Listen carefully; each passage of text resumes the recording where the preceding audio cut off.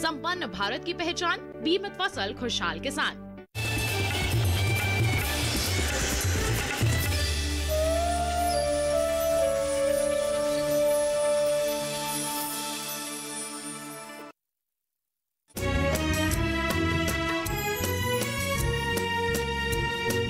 कुएं का मीठा पानी ये बोले, पेड़ों की डाली पर लहराए झूले, खेतों में गेहूं की फसलों का खिलना, बुजुर्गों की गाँव की चौपाल में मिलना, वो सुबह का मौसम, चिड़ियों की चहचहाहट, एक छोटे से बच्चे की खिलखिलाहट, वो गोरी का पल्लू रचा है बसा है, तू है जहाँ मेरा जीवन वहाँ है, माँ जैसा है आंचल दामन मिट्टी का, दामन मिट्टी का।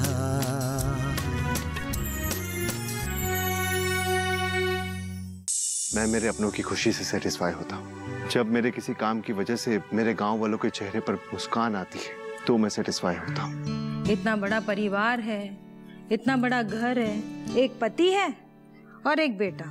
पति बैठे हैं शहर में, तू तो गांव-गांव भटकता रहता है। अरे वो रामू भैया, वो कल्याणी। हाँ हाँ कल्याणी। अरे उनका तो ब्याह बचपन में ही तय हो गया था।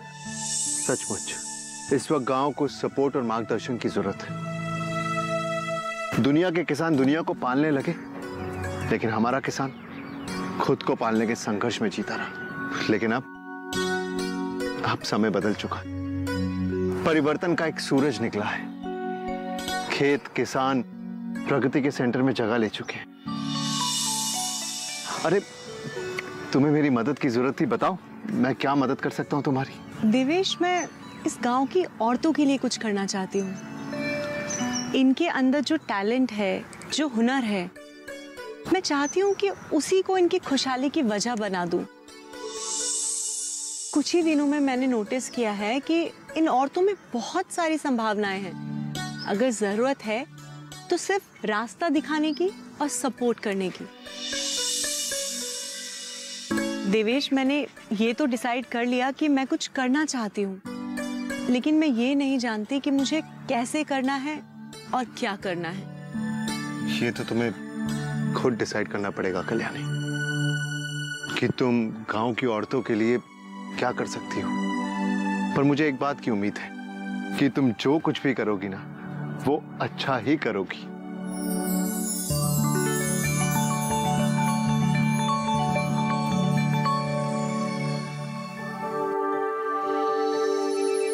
आज मौसम बड़ा बेईमान है, बड़ा बेईमान है। क्या है ये? मुझे देखकर बड़े प्यार से बालों में उंगलियां फेर रहे हो। घर में कंघी नहीं है क्या?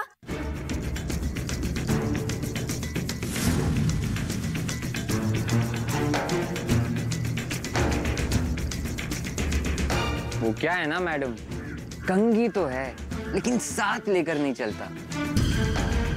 वैसे आपको एक बात बता दूं, यूं बालों में उंगलियां फेरने को बाल संवारना नहीं बोलते, इसे इम्प्रेशन डालना बोलते हैं।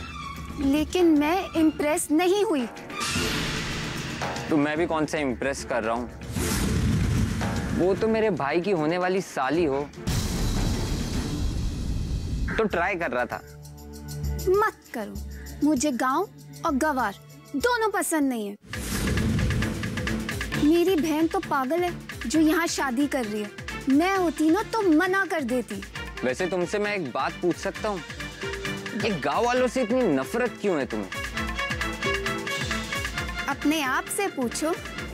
ना पढ़ाई में रुचि, ना जीने का कोई सलीका, बस जिए जा रहे हैं। खाओ पियो, लड़कियों को ताड़ो और सो जाओ, फिर सुबह दोबारा उठो और वही हरकतें दिखाओ। अब तुम ही बताओ कि तुम जैसे इंसानों की हरकतों को कैसे कोई पसंद कर सकता है? गांव के लोग भी शहर वालों की तरह जी सकते हैं, किसी बड़ी मल्टीनेशनल कंपनी में सीईओ बन सकते हैं, इस गांव को स्वर्ग बना सकते हैं। मगर यहाँ के लोगों को इस जगह को स्वर्ग बनाना ही नहीं है, बस जिए जा रहे हैं, चाहे वहाँ साफ सफाई हो चाहे कूड़ा पड़ा हो। वैसे तुम्हें एक बात बताऊं, तुम भी इसी गांव में पैदा हुई थी। और मैं भी तुम्हें एक बात बताऊं, मैं पैदा हुई नहीं थी, मैं पैदा की गई हूँ। अगर मुझसे पूछा जाता ना तो मैं साफ मना कर देती यहाँ पैदा होने के लिए। और मुझे ना ये हरकतें बिल्कुल पसंद नहीं है, चाहे मेरी बहन शादी करे या ना करे, मेरा आत्मसम्मान मेरी बहन से बढ़कर है। मेरी बहन की शादी होने वाली है, मैं साली बनने वाली हूँ, तुम्हारा रास्ता साफ हो गया, अब जहाँ देखो बालों में उंगलियां फेरो।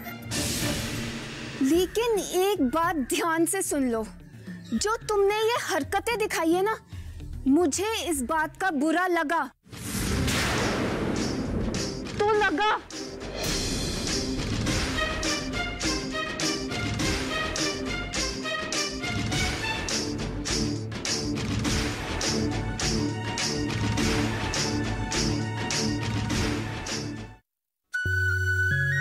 अरे कल्याणी बेटा, आ गई तू?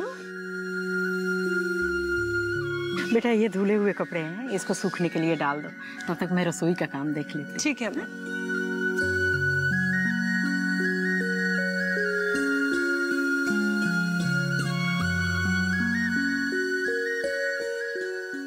कल्याणी चल, हम प्रधान के यहाँ चलेंगे। क्या हुआ? मुझे कंप्लेंट करनी है। किसकी? तू चल रही है या नहीं? लेकिन इस तरह कैसे जा सकती हूँ मैं उनके घर? तो अब क्या तू फेरे लेके जाएगी? नहीं, डोली में बैठ के ही जाएगी।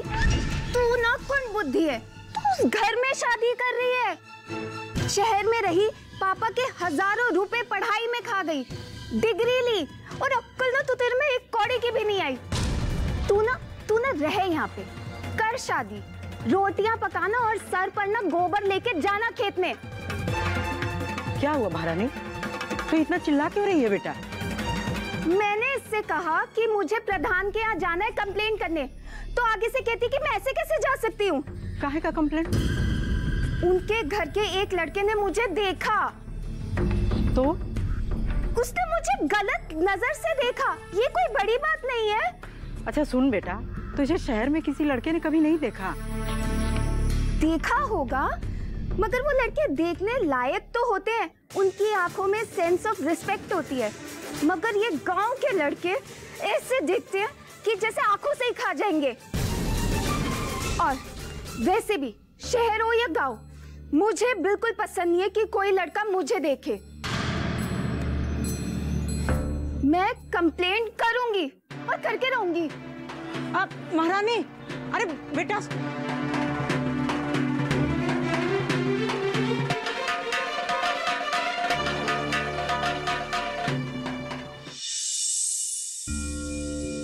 अरे महारानी, बैठो बेटा। मुझे नहीं बैठना। क्या हुआ तुम्हें? मैं शिकायत करने आई हूँ। शिकायत? किसकी शिकायत? कैसे शिकायत? सूरज ने मुझे देखा और देखकर होने वाली साली कह के छेड़ा। रजो। हाँ जी। इधर आओ। बिटिया आई है, देखो क्या कह रही हो। अरे महारानी, क्या हुआ? सूरज ने मुझे छेड़ा है। सूरज ने छेड़ा? हाँ, मुझे ऐसी हरकत बिल्कुल पसंद नहीं है। अच्छा, आने दे सूरज को, मैं उसे जरूर डांटूंगी। अरे ऐसे कैसे छेड़ दिया मेरी बिटिया को? चल आजा। नहीं, मैं घर जा रही हूँ, आप उसे बोल दीजिएगा कि आइंदा ऐसी हरकत ना करे। हाँ हाँ बोल दूंगी। तो मट्ठा तो पीती जा। चल। मुझे नहीं पीना मट्ठा वट्ठा।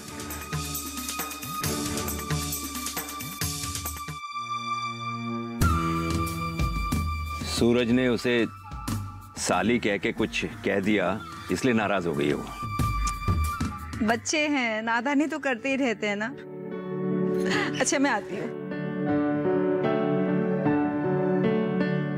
दीदी, मुझे लगता है सूरज को ये लड़की पसंद आ गई।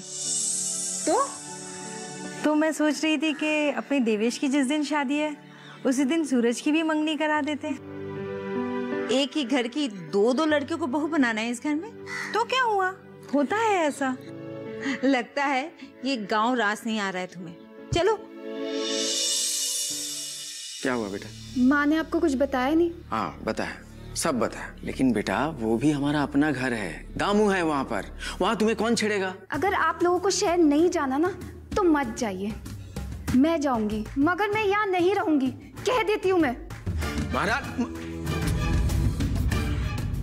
दामन में टीका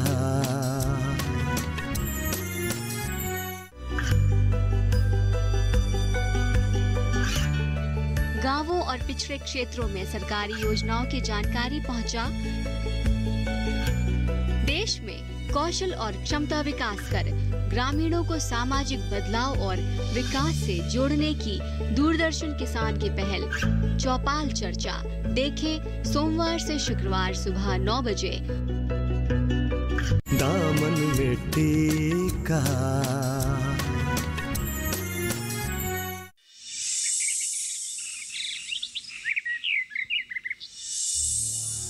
कल्याणी से बहस कर रही थी, मैं बाहर आके पूछी कि आखिर बात क्या है, तो बोल रही है कि प्रधान के घर कंप्लेंट करने जाना है, उनके लड़के ने मुझे देखा। अब बताइए, मैं रोकते रह गई लेकिन चली गई। हे भगवान, इस लड़की के मन में ये गांव वालों के लिए अच्छी छवि कब बनेगी?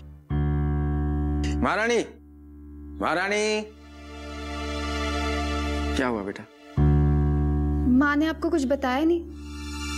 हाँ बताया, सब बताया, लेकिन बेटा वो भी हमारा अपना घर है, दामू है वहां पर, वहां तुम्हें कौन छेड़ेगा?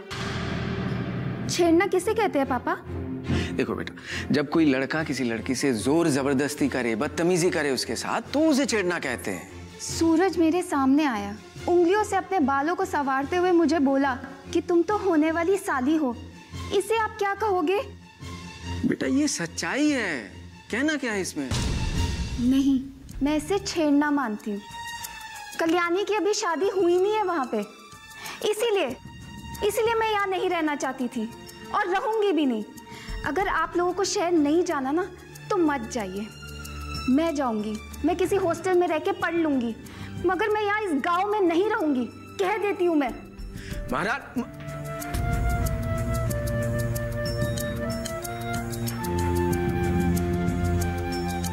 पापा आप टेंशन मत लीजिए, मैं सब ठीक कर दूंगी।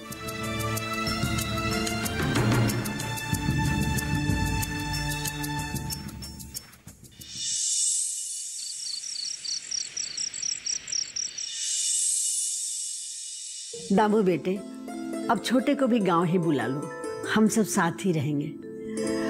अब तो हमारी खेती बाड़ी भी सुधर गई है और हमारी जरूरतें भी खेतों की वजह से पूरी हो ही जा रही है।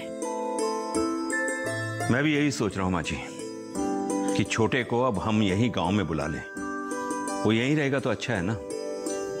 वैसे भी सरकार ने खेती की बहुत सारी चीजें आसान कर दी हैं। जो लोग खेती को छोड़कर दूर चले गए थे, शहरों में रहने लगे थे, वो सब के सब अब खेती की तरफ वापस लौट रहे हैं। हाँ बेटे, साल साल भर छोटे नहीं आता है।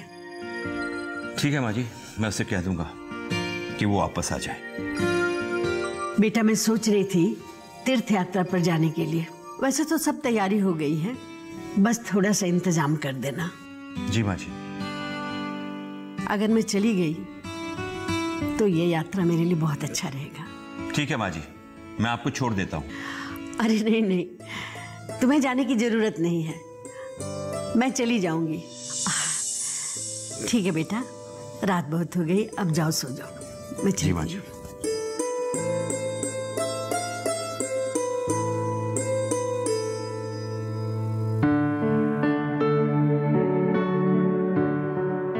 अरे आप आ गए, खाना लगा दूं? नहीं रजो, बैठ। क्या बात है, आप उदास लग रहे हैं? हाँ, मन बहुत भारी हो रहा है। क्यों, बताइए ना मुझे। बात ही कुछ ऐसी है। हाँ, पर बताइए तो मुझे। माँ जी तीर्थ जाना चाहती हैं। ये तो अच्छी बात है, इसमें सोचना क्या है। आपने तो तब माँ बाबूजी को बद्रीनाथ भेज दिया था जब इस गांव के लोग पास के माता के मंदिर भी नहीं जा सकते थे। देखो रजो, बात पैसे की नहीं है। बात यह है कि माँ जी ये चाहती है कि छोटे यहां आ जाए और हमेशा के लिए गांव में ही बसे। और जिस तरह से माँ जी ने ये बात कही, ऐसा लगा कि ये उनकी आखिरी इच्छा है। माँ जी बिल्कुल सही कह रही हैं। मैं भी जब किसी मौके पर आराध्या का चेहरा उतरा हुआ देखती हूँ ना, तो मुझे बहुत दुख होता है। माँ जी की आखिरी इच्छा समझकर मैं छोटे को समझाता हूँ, उसे वापस बुला लेता हूँ कि हमेशा यहीं आके गांव में रहे। ठीक है।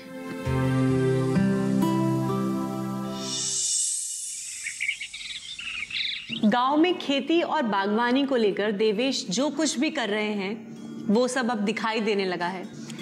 15 साल पहले जब मैं गांव में रहती थी, कुछ 5-6 साल की होंगी, तब के गांव में और अब के गांव में बहुत अंतर आ गया है। लोगों का पलायन तो लगभग रुक ही गया है, और तो और मर्दों की सोच में भी बदलाव आया है। और सबसे बड़ी बात, लोगों ने जमीन से रोटी कमाने का हुनर सीख लिया है। ये सब देख के मुझे बहुत खुशी होती है और मुझे पूरी उम्मीद है कि देवेश के ये सारे प्रयास हम सब लोगों की जिंदगी में खुशहाली के रंग भर देंगे। लेकिन हाँ, कोई घर, परिवार, गांव, शहर या देश तभी तरक्की करता है जब वहां की औरतें मर्दों के साथ कंधे से कंधा मिलाकर काम करती हैं। औरतें जिन्हें लगभग आधी आबादी कहा जाता है, जब वो मर्दों की आधी आबादी के साथ जुड़ जाती हैं तो कोई भी काम अधूरा नहीं रहता। मैं ये नहीं कह रही हूं कि आप लोग मर्दों का हाथ नहीं बटाती, लेकिन अब भी बहुत कुछ करने की जरूरत है। लेकिन हम करें क्या? घर में घर का काम करते हैं और बाहर मर्दों के साथ खेती में हाथ बटाते हैं। बिल्कुल सही कहा, लेकिन आप ये काम कब करती हैं? जब खेती का मौसम होता है। बाकी के समय में तो आप खाली ही रहती है ना। तो बस मैं उसी खाली वक्त को इस्तेमाल करने के बारे में बात कर रही हूँ। अब देखिए, मैं ये बात अच्छे से जानती हूँ कि गांव की हर औरत में अपने घर के खाने पीने की चीजें खुद बनाने की कला होती है ना? लेकिन वो सब चीजें आप कम मात्रा में बनाती हैं, सिर्फ अपने उपयोग के अनुसार। तो मैं चाहती हूं कि आप वो सब चीजें ज्यादा मात्रा में बनाएं, लेकिन वो सब चीजें आपके खेतों में पैदा होने वाली चीजों से बनी हो। जैसे आलू से आप पापड़ बना सकती हैं, मिर्ची, धनिया, आम, इनसे अचार बना सकती हैं, मिट्टी और गोबर से दिए बना सकते हैं। लेकिन हम करेंगे क्या उनका? हम आपकी बनाई हुई चीजों को बाजार में बेचेंगे।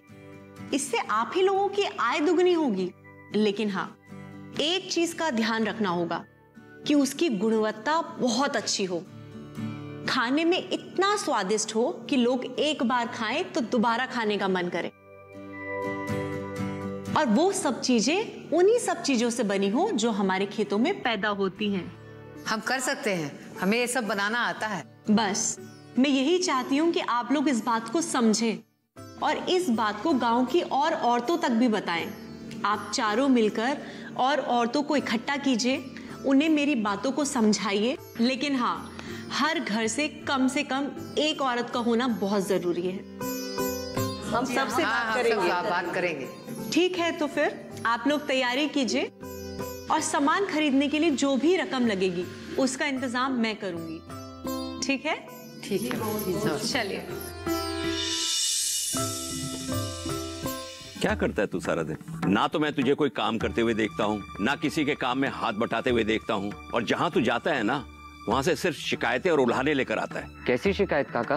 तुझे नहीं पता? काका, मैं ऐसा कुछ नहीं करता जिससे किसी को बुरा लगे। तू घर के बाहर क्या क्या करता है, ये तुझे तेरी माँ और बड़ी माँ बताएगी। दामन मिट्टी का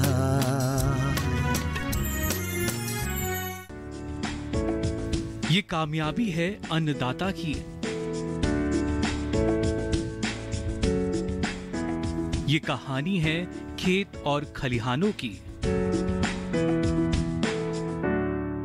कैसे करें अपने पशुओं की देखभाल, जानिए गांव-गांव के किसानों का हाल। देखिए गांव किसान, सोमवार से शुक्रवार दोपहर 12 बजे, सिर्फ डीडी किसान पर। दामन मिट्टी का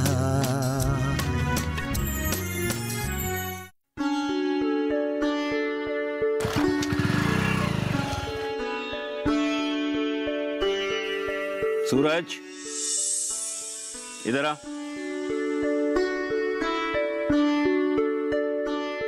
जी काका। क्या करता है तू सारा दिन? किधर घूमता है?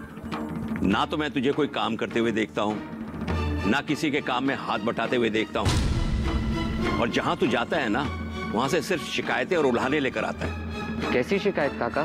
तुझे नहीं पता कि तू बाहर क्या क्या करता है? काका मैं ऐसा कुछ नहीं करता जिससे किसी को बुरा लगे या कोई शिकायत करे। तू घर के बाहर क्या क्या करता है, ये तुझे तेरी माँ और बड़ी माँ बताएगी। लेकिन काका, जब तक तेरे स्कूल की छुट्टियां हैं, तू घर में बैठकर पढ़ता लिखता क्यों नहीं है?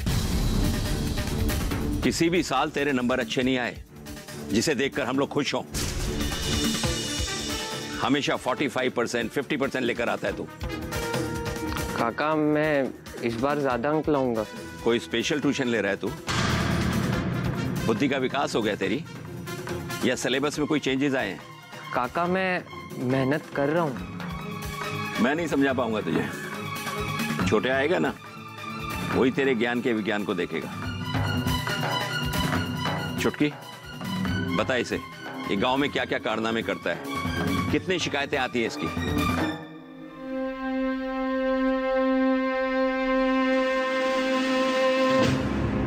बेटा सूरज, ये क्या सुन रही हूँ मैं? तूने जेठ जी के दोस्त की बेटी से क्या कहा? कौन माँ? तुम किसकी बात कर रही हो?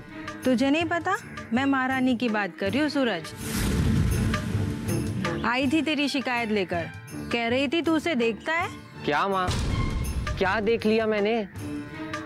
माँ आते जाते किसी पर नजर पड़ जाए तो उसे देखना, ताड़ना, घूरना कहते हैं क्या?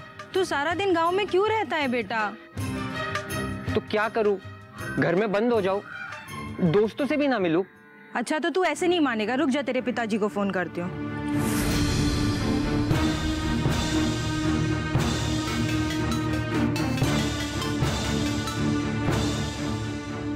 हेलो सूरज के पापा। हाँ आराध्या बोलो, क्या बात है? अपने बेटे से बात कीजिए। क्या हुआ उसे? अब क्या ही बताऊं, गांव भर से लड़कियों की शिकायत आने लग गई है। बड़ा हो गया है आपका बेटा। क्या? कैसी शिकायत है? अरे आपके बड़े भैया हैं ना, उनके दोस्त की बेटी, क्या नाम है उसका, महारानी। महारानी, हाँ, महारानी को देखता रहता है तुम्हारा बेटा, और वो शिकायत भी करके गई है। क्या बोल रही हो तुम? फोन दो उसे। हाँ हाँ देती हूँ, समझाइए अपने बेटे को जरा।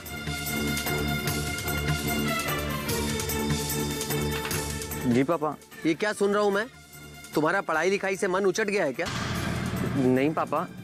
देखो सूरज, लड़कियों का सम्मान करना सीखो। मैं तुम्हारी हर शरारत बर्दाश्त कर सकता हूँ, लेकिन ये नहीं। रामू भैया एक लड़की तो दे ही रहे हैं हमें, और तुम दूसरी लड़की जबरदस्ती लाना चाहते हो हमारे घर में? पढ़ाई पे ध्यान दो, पढ़ाई पे, समझे तुम? आगे से तुम्हारी ऐसी कोई शिकायत नहीं आनी चाहिए। तो मतलब हम कामयाब हो सकते हैं? बिल्कुल होंगे कल्याणी। इस गांव की दशा बदल दूंगा, ये विश्वास दिलाना बहुत मुश्किल हो रहा था, लेकिन जैसे जैसे चीजें बदली, लोगों के अंदर विश्वास पैदा हुआ। लेकिन जब विश्वास पैदा होता है तो वो नाकामयाबी को सुला देता है। कल्याणी, पहले मैं इस काम में अकेला था, लेकिन अब तुम मेरे साथ हो, मदद की। Thanks for your support.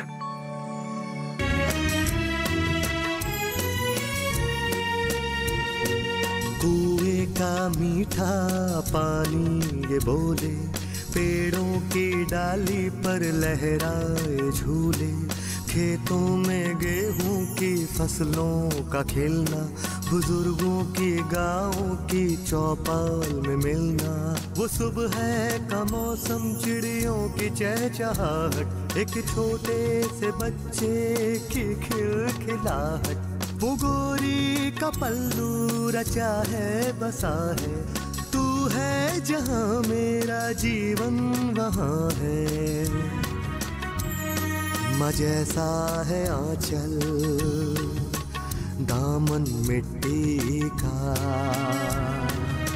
दामन मिट्टी का।